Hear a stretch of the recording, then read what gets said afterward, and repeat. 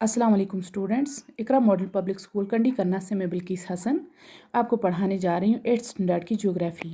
बच्चों, आप जानते ही हैं कि हम ज्योग्राफ़ी का चैप्टर नंबर 4 पढ़ रहे हैं और इसका नाम एग्रीकल्चर है। एग्रीकल्चर, अगर हम एग्रीकल्चर की यहाँ बात करेंगे, एग्रीकल्चर जो है वो एक साइंस और आर्ट है। इसमें खेतीबाड़ी की जाती है, एग्रीकल्चर में फसलें उगाई जाती हैं और माल मवेशी भी पाले जाते हैं। तो एग्रीकल्चर जो है इसको फार्मिंग भी कहा जाता है। ठीक है बच्चों।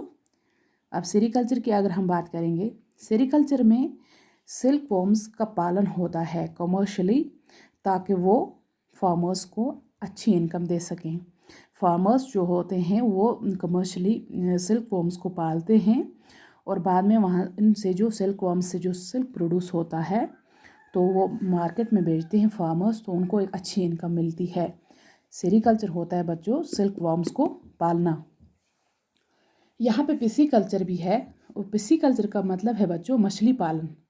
मछली पालन करना, मछलियों को पालना, ब्रीडिंग ऑफ फिश। तो जब मछलियों को पालते हैं कहाँ पे, specially constructed tanks and ponds में, तो उस सिस्टम को कहते हैं पिसीकल्चर। मछली पालन को कहते हैं पिसीकल्चर। विटीकल्चर की अगर हम बात करेंगे तो विटीकल्चर में क्या होता है, ग्रेप्स की काश्त की जाती है, अंगूरों की काश्त की जाती है। अंगूर की काश्त को विटीकल्चर कहा जाता है। और लास्ट पे यहाँ पे हॉर्टिकल्चर के बारे में कुछ लिखा हुआ है, जैसे कि आप जानते भी होंगे। अगर नहीं जानते हैं आप तो हॉर्टिकल्चर के बारे में आपको बता दूं कि इसमें वेजिटेबल्स, फ्लावर्स और फ्रूट्स जो हैं उनको उगाया जाता है और कमर्शियल यूज़ के लिए उनको मतलब बड़े अच्छे तरीके से उनको उगाया जाता है और कमर्शियल यूज़ उनका होता है। तो जैसे ग्रेप्स हैं, मतलब सॉरी, जितनी भी वेजिटेबल्स हैं, जितनी भी फ्रूट्स हैं, जितनी भी फ्लावर्स हैं, उनको अच्छे से ग्रो किया जाता है और बाद में उनको कमर्शियल यूज़ किया जाता है, कमर्शियली उनको यूज़ किया जाता है। फार्म सिस्टम है। अब यहाँ पे फार्म सिस्टम की अगर बात करेंगे, एग्रीकल्चर या फार्मिंग, जैसे मैंने आपको बता दिया है, एग्रीकल्चर भी खेतीबाड़ी को कहते हैं और दूसरा इसका नाम होता है फार्मिंग। तो एग्रीकल्चर या फार्मिंग अगर हम इसकी बात करेंगे तो ये एक सिस्टम की तरह है। तो इसमें कुछ इनपुट्स होते हैं, कुछ ऑपरेशन होता है और आउटपुट्स होते हैं। इनपुट्स के अगर हम बात करेंगे बच्चों तो इनपुट्स में सीड्स होते हैं, फर्टिलाइजर्स, मशीनरी और लेबर वगैरह जो होता है ये होता है इनपुट्स में। और उसके बाद ये जो मतलब इस पे एक ऑपरेशन किया जाता है, जैसे एक किस्म का मतलब काम किया जाता है, जैसे प्लॉइंग होती है, सोविंग, इरिगेशन, वीडिंग, हार्वेस्टिंग के ये सब चीज़ें जो होती हैं ये एक किस्म का ऑपरेशन या जिसको हम प्रोसेस कहेंगे। और तीसरे नंबर पे यहाँ पे इनपुट्स सॉरी आउटपुट्स है।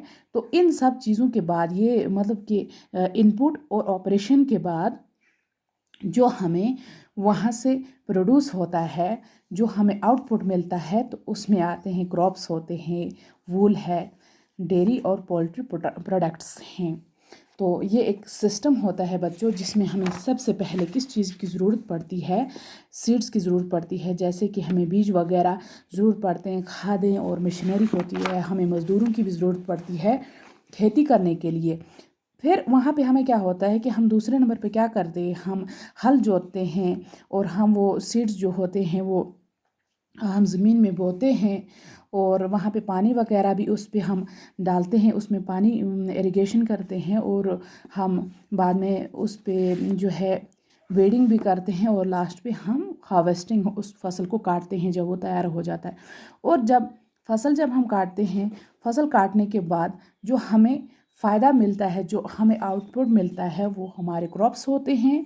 तो अगर हम बात करेंगे लाइव स्टॉक की तो वहाँ पे हमें वूल मिलता है, यहाँ पे बाद में हमें डेयरी प्रोडक्ट्स मिलते हैं, मिल्क वगैरह, और पोल्ट्री प्रोडक्ट्स मिलते हैं जैसे कि मुर्गे होते हैं, अंडे वगैरह होते हैं। तो ये सिस्टम है फार्मिंग का। अब हम इंशाल्लाह कल देखेंगे टाइप्स ऑफ फार्मिंग, कितने किस्म की फार्मिंग होती है।